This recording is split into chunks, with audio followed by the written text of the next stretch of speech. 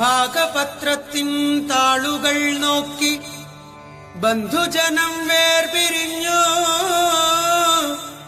കർമ്മബന്ധത്തിൻ കണക്കുകൾ ചൊല്ലി എന്റെ കൂട്ടുകാരും വേർപിരിഞ്ഞു.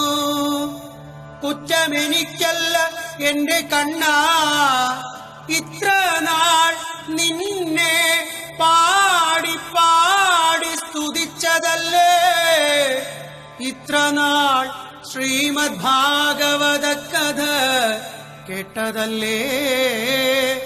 ഇതിൻ കുറ്റം കണ്ണനെന്നു ചൊന്നാൽ അതെൻ മനസ്സിന്റെ തെറ്റാണെങ്കിൽ ക്ഷമിച്ചിടണേ. പല പല ജന്മങ്ങൾ താണ്ടി ഞാനീ വിധം ഭഗവാന്റെ നാമസങ്കീർത്തനങ്ങൾ ചൊല്ലിടുന്നേൻ.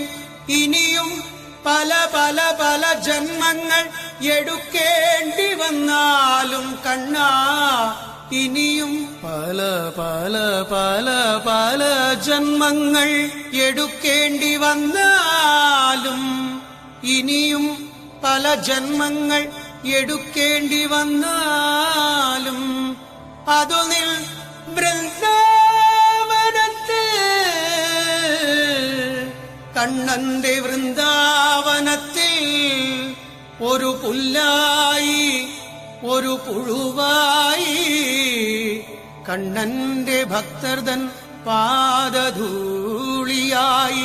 ജന്മമെടുക്കാൻ കഴിഞ്ഞാൽ സന്തോഷമായി.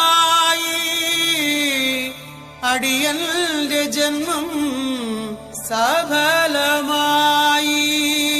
ഭഗവാനെ ഗുരുവായൂരപ്പ തരണേ അടിയന് ഇനിയൊരു ജന്മം കൂടി, നിന്നാമങ്ങൾ പാടി പാടി പാടി പാടി പാടി പാടി പാടി പാടി നിന്നാമങ്ങൾ പാടി പാടി പാദാരവിന്ദങ്ങളിൽ വീഴാൻ ഭഗവാനെ ഗുരുവായൂരപ്പ തരണേ അടിയന് ഇനിയൊരു ജന്മം